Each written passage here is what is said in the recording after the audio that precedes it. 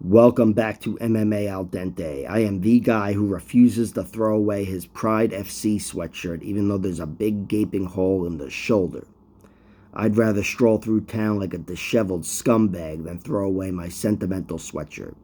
I'm here to talk about Jimmy Flick versus Charles Johnson. This is the second fight of the night, and there are a lot of different wrinkles to this one. Charles Johnson's taking this fight on short notice. He is replacing Jeff Molina, I believe, who is involved in one way or another in that James Krause betting scandal. Charles Johnson, despite taking the fight on short notice, I should say I don't have any doubts about his cardio.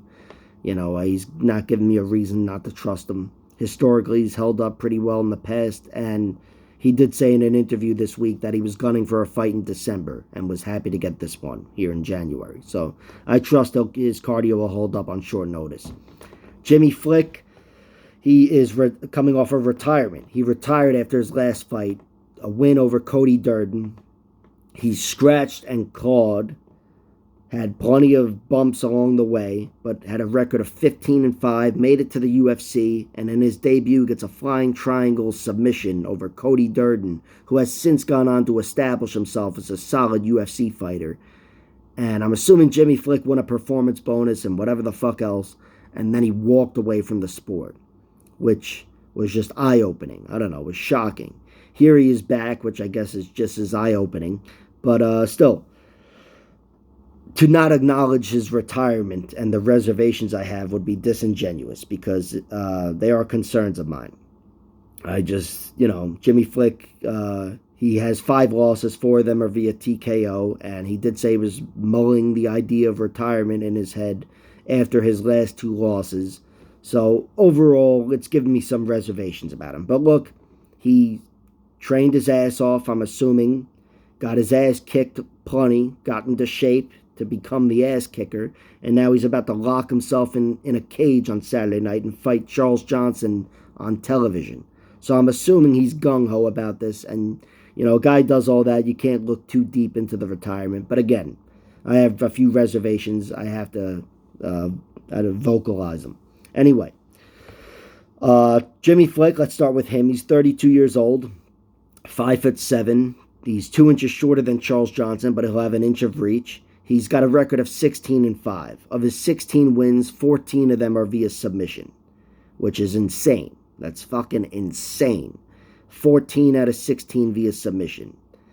8 of those submissions come in round 1, and then 3 in round 2, 3 in round 3, which bodes well for him as a fighter, carrying that submission threat deep into the fight.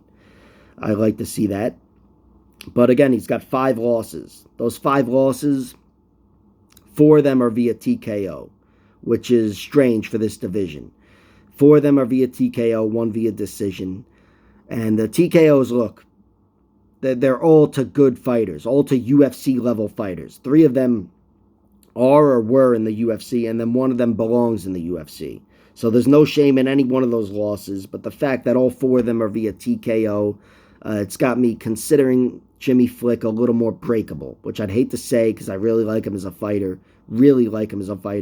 and I hope he proves me wrong, which, I would love nothing more than to see that, but I do think he's a little more breakable as a fighter. The losses are to Will Capuzano, former UFC fighter, Chris Gutierrez, current top UFC fighter, you're getting there, he's fucking soaring, and Gutierrez beat him via leg kicks in round 3, also beat him in a Muay Thai fight via decision, which I'm assuming leg kicks played a part in.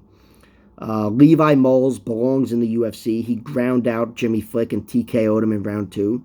And Ray Rodriguez, who I think is a current UFC fighter. I think he's still in there. I don't know. But Ray knocked him out early in round 2 after getting dominated on the ground. So, there's no shame in losing any one of those guys. But the fact that all 4 via knockout or TKO, I do think, again, it's a vulnerability that Jimmy Flick has. If you were to tell me he loses his next 3 fights, or, he lost 3 fights in the next 3 years, I would say, all right, 2 of them were via TKO, right? At least 2. But anyway, he's fighting Charles Johnson, who's got a record of 12-3. Charles Johnson's got 5 TKO victories, 3 submissions, and 4 decisions, which includes that last one over Zhalgas Jumagulov, which, whatever. Thought that was a lot of bullshit, to be honest. But still, his 3 losses are all via decision. So are his 2 amateur losses and all of his pro boxing losses. Guy's never been finished in a fight, and he's only lost to really good fighters. Muhammad Makayev inside the UFC, Brandon Royval, I think, in LFA, and Sean Santella, who's a solid fighter outside the UFC. Even his amateur fights, his losses are to Demetrius Wilson, who's a solid regional guy, and Carlos Hernandez, who's also fighting on this card. UFC fighter, obviously. And I trust Johnson's durability, I do think he's a beatable fighter, but I don't think he's a breakable fighter. I don't think he's breakable. He's been in there with some really good guys. Brandon Royval, I want to say he's the best. Although, some people might argue Muhammad Makayev, but Royval is definitely the best fighter he's fought, and Royval kicked the living shit out of him. Kicked the shit out of him. And still, in the end of that fight, I found myself saying that was actually pretty close. Like, I know Royval got the better of him, but it was actually pretty close. And that's just a testament to Charles Johnson's durability and his tenacity. He got his ass kicked early, and he survived. And, of course, in those little in-between moments, he's still grappling with Brandon Royval, who's maybe the best, one of the best submission threats overall in the division. And Johnson was able to hang with him. And even towards the end, started threatening him with his own submissions down the stretch. So I trust Charles Johnson's durability. I know Jimmy Flick could submit him. I'm assuming Jimmy Flick could submit anybody. So it wouldn't surprise me if he got submitted. But still, I'm trusting Johnson not to get submitted. And I do think, even though he's not the most powerful guy, he is a powerful striker. And he's good, especially with his hands on his feet. But I think Johnson gets him out of there. That's my prediction. I think Johnson gets Jimmy Flick out of there, breaks him in round 2 or 3, and finishes the fight with strikes. Of course, it wouldn't surprise me, like I said, if Jimmy Flick won, so I am betting on Jimmy Flick as well. But I'm betting on Charles Johnson to win by KO round 2, plus 485, and KO round 3, plus 900. And really, I mean TKO. That's what the bet's on. But his money line is minus 350. I don't see a lot of value in that.